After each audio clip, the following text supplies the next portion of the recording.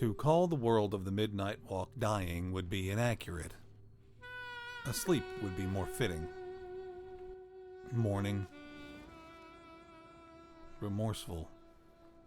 A realm in stasis, locked as it was in its final moments, before the sun was extinguished. Not exactly preserved. The strange inhabitants here have tried to continue on without that life-affirming spark in the heavens. For a long, long time they tried, and all that they had succeeded in doing was harming each other and maintaining this end. They hid themselves away from the vast dark, away from their crimes, away from the piercing cold, locking themselves in with their pasts. This place is a somber dream, where yesterday is as far away as 20 years ago. A land where nothing comes and nothing goes. At least, not without much purpose beyond what it has always known. Whether they held or lacked reason, it didn't matter. When times were dark and winds blew cold, there wasn't much left to do, and it was quite enough to simply put one foot in front of the other. That is, until they arrive. The Burnt One, a mysterious being born anew when the need arises in an endless cycle. A being everyone seems to know about except the Burnt One themselves, and bringing with them a fire. A fire and a purpose. To tend and care for that bouncy little spark on a journey down the long and lightning and treacherous midnight walk. To follow its path even when it tosses you aside. To see what the walk needs you to see, and finally, to climb Moon Mountain and bring back the sun. The world of the Midnight Walk is known as the Work Table. It is a world that is very aware of its own nature. That the wondrous place in which they live and themselves are born of clay, given life and purpose by what they call the Maker. A grand craftsman from beyond the sun, whose touch was felt but never seen. This isn't the first time the sun has gone out, it seems, though it appears few remain who know this. Each time the Burnt One and its flame would arrive, and the sun would be reignited once more, filling the air with inspiration and balmy comfort. This time, however, the night has lasted so long, the cold dark grown so familiar, that some have even begun to fear the life-giving power of flame. These societies and their deep, storied histories stop here. No more will change. This is a world abandoned by its creator, stagnating and left to find its own impetus, its own path forward. A world which refuses to continue its own story. The people of the Work Table lament, "Where has the sun gone?" What does a creation do when its only audience is itself? Some, desperate for the return of the sun, began to gather matches so that they might have their own tiny spark. Who took the sun away? We're never given the answer, but it doesn't really matter either. The sun and fire are the embodiment of creativity and life itself. As long as it shines, there is new creation, new motivation. As long as it shines, there is life. It is the spark of this world. The Midnight Walk is a game about a lot of things. It is a story about stories. What stories are to us and what we get out of them. What stories are to those that live in them. What stories are to each other. It is a warning about rash decisions and refusal to admit fault. About regrets that won't let go. It's a story about creativity and its symbiosis with our inner world. It's about us and how we navigate and express ourselves through creation. It's about forgiveness of others as well as yourself. It's about a lot of things. What does a creation do when there is no one left to tend it? When that spark of guiding inspiration has left them behind? For the savage somebodies, their answer was to hunt the fearsome Mulgrims and steal their fire. Fire which had been entrusted to the Mulgrims from the sky. In doing so, they upset the balance of what remained of this world. You see, the Mulgrims have a very special role on the work table, that of decay. The Mulgrims remove the old to make room for the new. The fire they tend is a fire of cleansing, destructive, but necessary. The Somebodies took this fire, but they could not handle its influence. They began to fiercely fight each other with it. Seeing the horrible things they had done, they became fearful of themselves, and so the Somebodies determined to cut their own heads off and exile their bodies for making them do terrible things. Thus they became the Nobodies. The Nobodies locked themselves away in Nobodyville, forbidding anyone with a body from entering, and harboring extreme prejudice against anyone with a body. And there they stayed. While the Nobodies may have thought themselves absolved of their past misdeeds, quite literally separating from them, they willfully ignore that a body will do no harm if not for the head that guides it. The headlings fail to realize that absolution is not something that can be declared for oneself. The last living Mulgrim was not so quick to forget who drove the bodies to their deeds. Grieving her fallen partner, she prowls the swamp in a fit of rage, pursuing and eating any headling she finds. Not only does she mourn, she can't even give the fallen Mulgrim her most important honor of decaying their body, returning it to the clay. What is one to do when their very purpose is denied them? Do they lash out, blaming those around them? Should they work endlessly to return to it, even if there is no possible way? Would they be justified in retreating from the world and focusing only on their own survival, no matter the cost?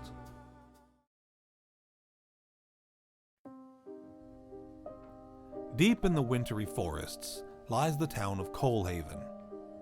In the absence of the sun, the people of Coalhaven, so desperate to have the fire's warmth for themselves, hoarded matches to light the furnaces which heated their town. As the matches ran low, their despair grew unchecked, and they turned their ire on one singular person, angry because they blamed this thief for using up most of the matches. Following a trail of used matches, the mob approached the thief's house, and in reckoning, they used what little fire they had remaining to burn an innocent family to ash. All because their little girl had used the matches. But it wasn't flame that was the demise of the people here. It wasn't the bitter, unforgiving cold. It was their shame. What did we do?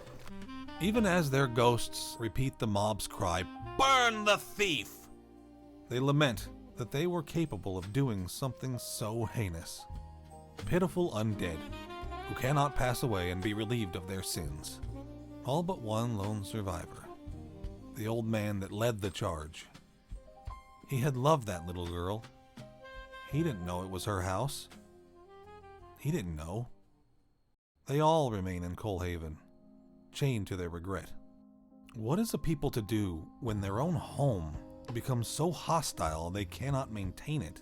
Rather than facing the reality of their situation, the people of Coalhaven turned on their own, displacing blame, responsibility for the very sun's warmth onto their most innocent. Unable to face the truth then, they are doomed to drown themselves in shame now. Like the Nobodies, the people of Coalhaven were driven to horrible deeds by their own selfish desires, shunning their own.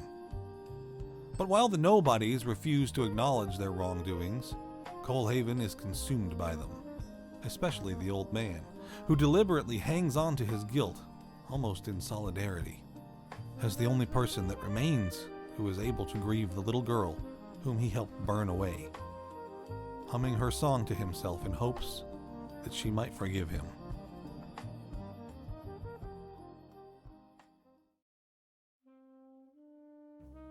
When you've made mistakes so large that you can't even face yourself, out of sheer disbelief that something so bad came from you, something that challenges your deepest self-conceptions, how do you continue? How do you deal with the consequences? Coalhaven let their guilt and self-pity consume them until nothing remained except the terrible memory. Any joy of the past forgotten. Any potential for the new snuffed out, just like their furnace. The nobodies removed themselves from their mistakes. They hide behind a wall of excess pride. We heads are more civilized than bodies. They scapegoat, moving responsibility to another party. It wasn't our fault the bodies did it. That's not who we are. But regardless of how far they distance themselves and feign ignorance, they cannot escape the consequences of their actions. The decision to disown their past rather than atone for it leaves them confused, vulnerable, and defenseless against the Mulgrim as she seeks retribution. If she can't fulfill her purpose of decay, then she can make room this way. Both the Nobodies and Coalhaven tried to forcefully cling to a vision of life so hard that they destroyed any future that could be. What do you do when you pour your soul into a work and your efforts reject your intention? A ways down the road from Coalhaven lies a vast dead city, overseen by one of the first beings to ever walk the clay, a craftsman.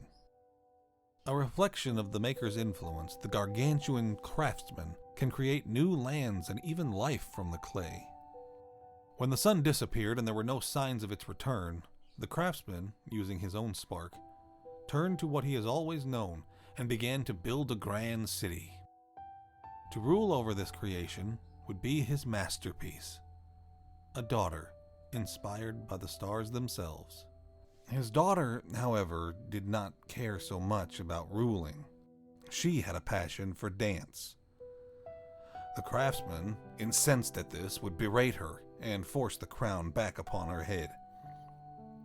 She left him, destroying the crown and leaving her father behind, aimless but making her own way. The craftsman was devastated. He had never meant to push her away. Without her, his city was dead, and his spark was gone. The craftsman would try again. He adjusted and readjusted the city streets, always touching up his creation, never finished. The walls would close in so that nothing could escape again. He would remake her, but this time she would stay.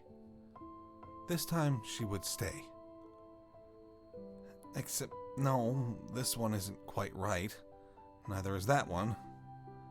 Again and again he would try to bring her back. Digging his great hands into the clay, he would mold her time after time. Only none of them were her. They couldn't be. But they wanted to be. These copies shared her passions, though they did not know why. They wanted so desperately to make their father proud, to be noticed, to be the princess he was searching for. Many of them even derided the daughter's ingratitude. He would never notice them. They were the scraps of iteration, tossed aside in his quest to find his masterpiece again. And so, suffocating under the craftsman's lament, the city would fill with the hollow shadows of daughters half realized, hoping for the chance to be more. In many ways, the craftsman and his city are a microcosm of the work table as a whole, trapped in the present, aimless, with no future, their creator having lost his spark, blindly building without creating, without passion, wrapping his world in on itself, trapping it in his moment of lament. What spark of life is there he is blind to because it doesn't match his ideal of the past? A common thread through these tales is the refusal to accept the past. These poor souls are almost imprisoned by it. The craftsman could not understand that his daughter had her own spark, and he could not accept the fact that she needed to make her own way, that it was time for him to leave the dream behind and find a new beginning, just as the entire work table seems to favor preserving the familiar resignation of the end times, rather than risk an unfamiliar future. Of course, not everyone is so resigned. I mentioned before that the work table is a world that refuses to change. Maybe they just need some help. As the Burnt One and Potboy roam the Midnight Walk on their long trek to Moon Mountain, they cross paths with many colorful souls, a few of which are waiting along the road following their journey. The soothsayers, oracles of a sort, they explain where the path is going, witnesses to the history of the work table and this end of days, ensuring that things are exactly what they ought to be. The kind soul fisher who muses on where you are and offers his insight and encouragement. The mysterious moonbird, who is reborn in times of darkness and feeds on the stories of those who live through it, always craving more. These three act as observers of a sort, each fulfilling a necessary role in engagement with creation or the creative process. The soothsayers know how things should be. The soul fisher wonders what things are about in the moment, and the moonbird simply consumes and enjoys the final product of whatever drama unfolds. There is one entity, however, who isn't so colorful at all. The darkness. Pervasive and unknowable, it is behind every turn, seems to have some influence in every tale. The darkness blocks your path. Occasionally, the darkness even offers assistance. The darkness is, well, nothing. It is quite literally the dark. It is the pure blank canvas of the future. Even as it threatens to swallow the world, the darkness watches over the Midnight Walk, helps to guide the Burnt One and Potboy to Moon Mountain. The darkness understands the promise of bringing back the sun, but does not demand it. We come to learn that the Maker's initial spark came from the darkness, and the darkness waited for a gift of fire in return. In the Maker's obsessive creation, they did not give fire to the darkness. And so, the darkness corrupted the Maker's creation of the first peoples into the fire-eating crawlers. This is important because almost every time we need to confront the darkness to move forward, we give it some form of fire, whether a lit match or Potboy's own embers, after which the darkness opens the way, or gives us what we need to proceed, as if we are repaying the debt owed, as if the dark itself is judging whether the Burnt One is ready this time, whether the world is ready to live again. The Burnt One and Potboy act as a sort of force for change. Just when everyone has given up and accepted the end, they appear, bringing new fire to the world. Whereas the Mulgrims use the cleansing, destructive side of fire, the Burnt One offers the warm, guiding, inspiring side. If the clay creations of the work table can be seen as a reflection of the Maker's inner world, the missing sun their creative spark, the Burnt One can be seen as their hand. The roam down the Midnight Walk, a sort of healing odyssey, travels through the Maker's inner turmoil reflected in the clay. The first time the Midnight Walk deigns to make us lose our way, we run into the nobodies. Owning a body ourselves and thus being uncivilized savages, they of course shun us. Our duo is denied passage, until we demonstrate the ability to wield fire. The headmaster of the nobodies knows what the arrival of the Burnt One means. He hates it. Things are just fine the way they are without the interference of us somebodies. Echoing their past, he only sees our fire as a means to burn him down. His refusal to accept our spark and the potential for change it represents leads swiftly to his own death in the maw of the Mulgrim.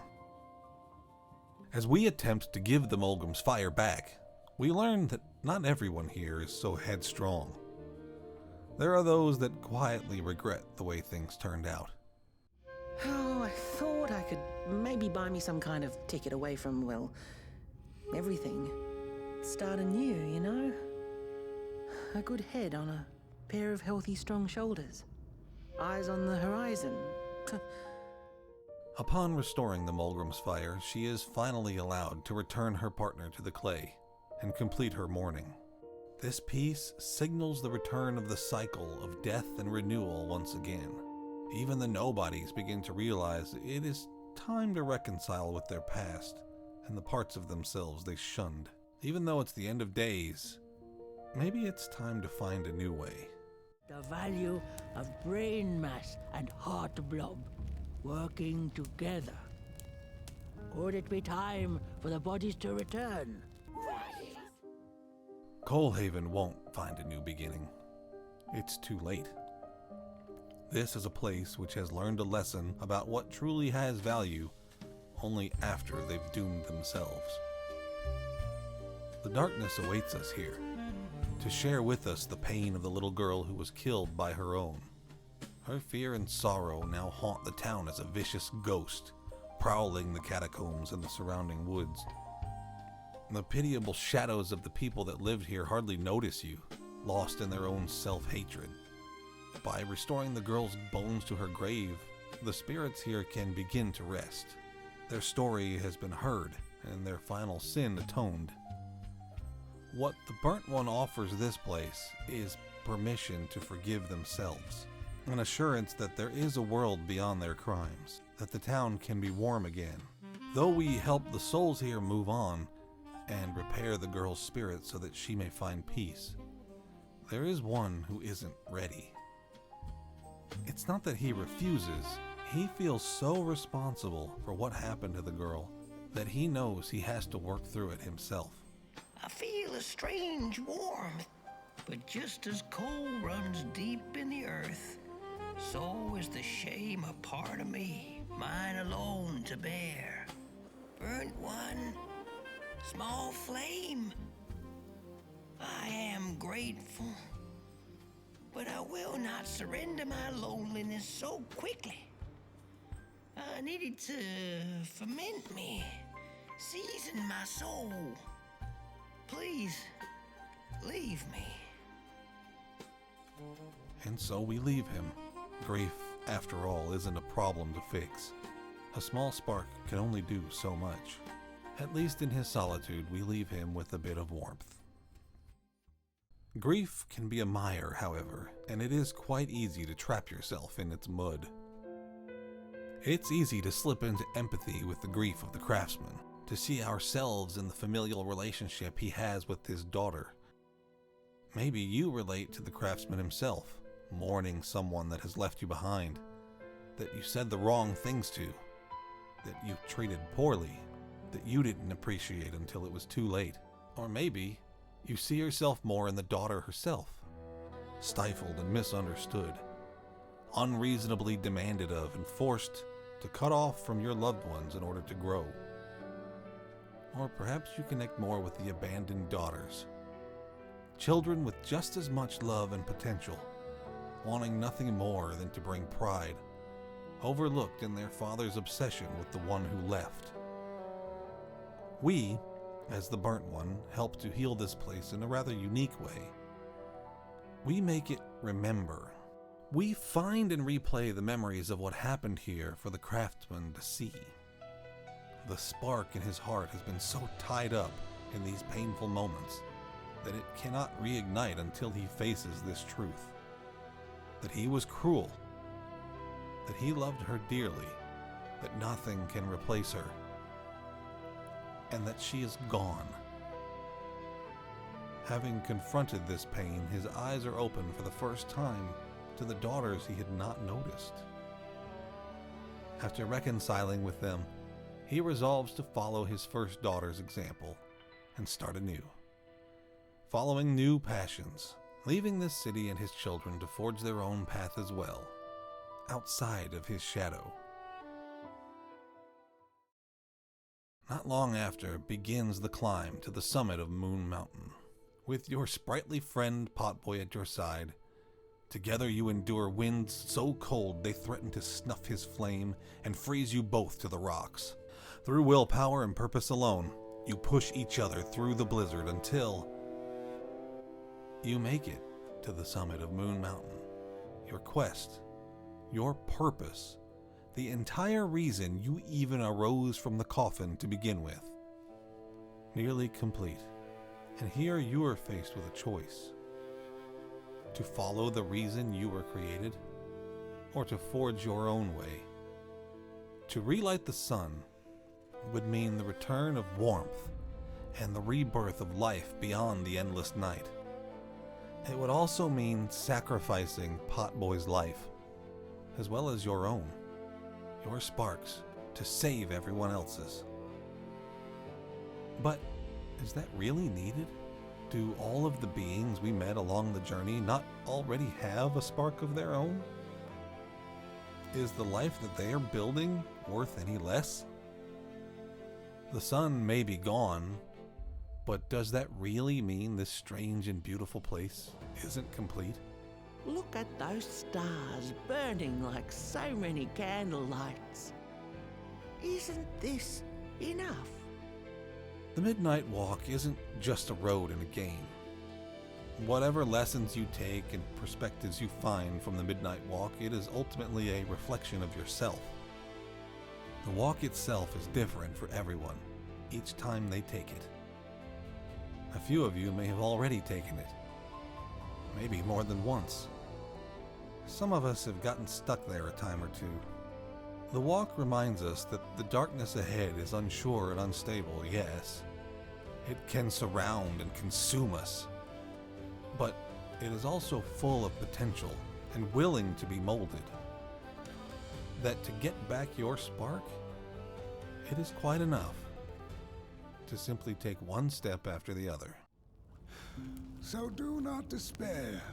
Should you once again lose your way along the Midnight Walk, you're probably meant to. Whatever challenges you face, whatever weight you bear, you can make it through. Take care of your own spark. Tend it. Guide it. But whenever it does go out, you can find it again. You need only take a stroll down your own midnight walk.